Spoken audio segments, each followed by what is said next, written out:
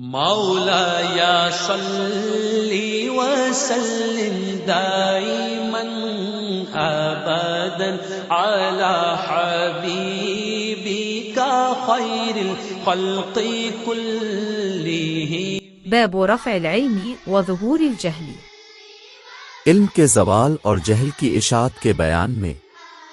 وقال ربيعة لا ينبغي لأحد عنده شيء من العلم أن يضيع نفسه। और रबिया का कौल है कि जिसके पास कुछ इल्म हो इसे ये जायज़ नहीं कि दूसरे काम में लगकर इल्म को छोड़ दे और अपने आप को ज़ाय कर दे। حدثنا عمران بن ميسرة قال حدثنا عبد الوارث عن أبي التياح عن أنس بن مالك قال قال رسول الله صلى الله عليه وسلم إن من أشراط الساعة أن يرفع العلم ويثبت الجهل ويشرب الخمر ويظهر الزنا।